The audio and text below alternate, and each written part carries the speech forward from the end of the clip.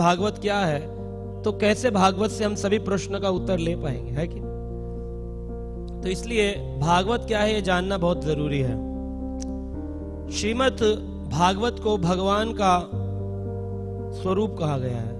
श्रीमद् भागवत में और भगवान में कोई भेद नहीं है। अगर आपको भगवान की पूजा करनी है इस कलयुग में साक्षात, तो भगवान नाम के रूप में है, विग्रह के रूप में है, और साथ में श्रीमद् भागवत के रूप में भगवान है। श्रीमद् भागवत के 12 स्कंदों को अगर हम 12 भागों में बांटा गया है, तो 12 भागों को अगर हम देखें तो भगवान के स्वरूप का आप चिंतन कर सकते हैं। तो अगर आप क्रम में कभी इसको सजा करके देखें तो आपको भगवान का पूरा विग्रह दर्शन हो जाएगा।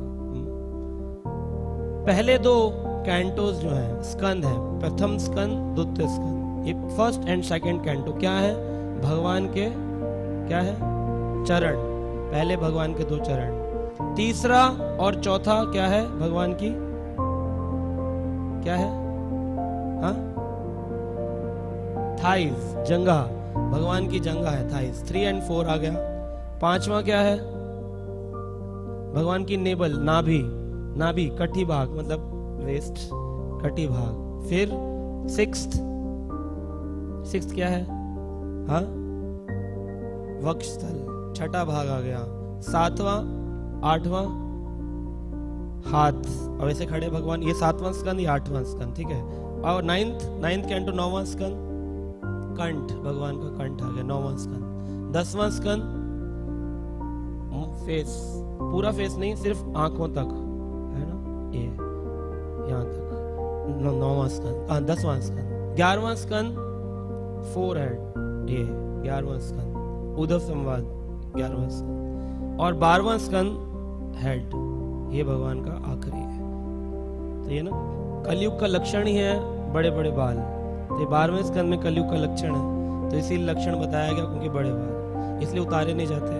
लावण्य केश धारणम, लोगों को बड़ा अच्छा लगता है लंबे लंबे बाल हो, तो आजकल माताएं बाल उतारती हैं, प्रभु बाल चढ़ाते हैं। और अगर कोई उतार ले तो उसके परिवार की माताएं टेंशन में आ जाती हैं, है ना, क्या पागल हो गए हो आप। और हर व्यक्ति आजकल जो माला जपता है उसके लिए एक टर्म यूज किया जाता है, क्या? सन्यासी हो, सन्यासी हो। ब्रह्मचारी भी सन्यासी, गृहस्थ भी सन्यासी, और सन्यासी तो है ही सन्यासी, है ना। हर व्यक्ति को सन्यासी टर्मिनोलॉजी से स्टैंप किया है, लेकिन ऐसा नहीं है। सन्यासी और व्यक्ति हो ना हो, लेकिन सन्यास भाव तो रख सकते हैं। हिज होलीनेस गोपाल कृष्ण गोस्वामी महाराज बोलते हैं कि इस्कॉन में सन्यासी बनना तो मुश्किल है, परंतु सन्यास की भावना अर्जित करना मुश्किल नहीं है। अगर हम विनम्रता पूर्वक सहनशील होकर के हरि भजन करें, भक्तों के सहयोग में मंदिर में सेवा करें, तो हम सन्यास की भावनाओं को तो अर्जित कर सकते हैं। तो सन्यास की भावनाओं को तो अर्जित कर सकते हैं, लेकिन सन्यासी बनना मुश्किल है, क्योंकि इस्कॉन में बहुत सारे फॉर्म्स और वो सब करना पड़ता, फॉर्मेलिटीज। ऐसा नहीं है कि बन नहीं सकते, इम्पॉसिबल नहीं है, लेकिन कड़क है, मुश्किल है। तो महाराज कहते हैं लेकिन आप कम से कम भावनाओं को तो अर्जित कर सकते हैं। लेकिन आजकल तो सभी को सन्यासी टर्मिनोलॉजी से, सन्यासी आए लौट के घर को, ऐसे ऐसे तो प्रोग्राम्स आ रहे हैं आजकल। हर व्यक्ति सन्यासी है। हम मेट्रो में चलते हैं तो लोग पूछते हैं आपको शर्म नहीं आती, आपने सन्यास ले लिया? मैंने कहा ले लिया, 2 बच्चे लेके सन्यास होता है क्या? ऐसे ऐसे क्वेश्चन होते हैं। मतलब जो आदमी माला जपता है वो सन्यासी है उनके हिसाब से। बस कितने कम सन्यासी तो इस्कॉन में है, वो भी रजिस्टर्ड। वर्ल्ड वाइड तो हजारों हैं, लेकिन वो सन्यासी नहीं है जिनके अंदर भावना सन्यास की नहीं है। दिखावटी सन्यासी का क्या फायदा, है ना। फाल्गु वैराग्य लिया है। जैसे बिहार में एक नदी है जिसका नाम ही है फाल्गु नदी, गया में।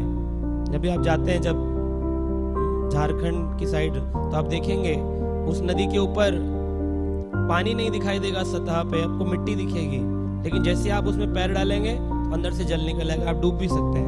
फाल्गु नदी नाम ही है उसका। फाल्गु मतलब नकली, दिखने में लगता है कि रेत है पार कर जाएंगे, लेकिन जैसे पाँव रखेंगे अंदर डूब जाएंगे। ऐसे नकली लोग घूम रहे हैं ऑरेंज कपड़े पहन करके और सब कुछ सन्यासी स्टैम्प कर रखा है, लेकिन ऐसा नहीं है। सन्यास एक बहुत बड़ा टर्म है, लेकिन फिर भी अभी तो टीआरपी चल रही है तो लोग चला रहे हैं।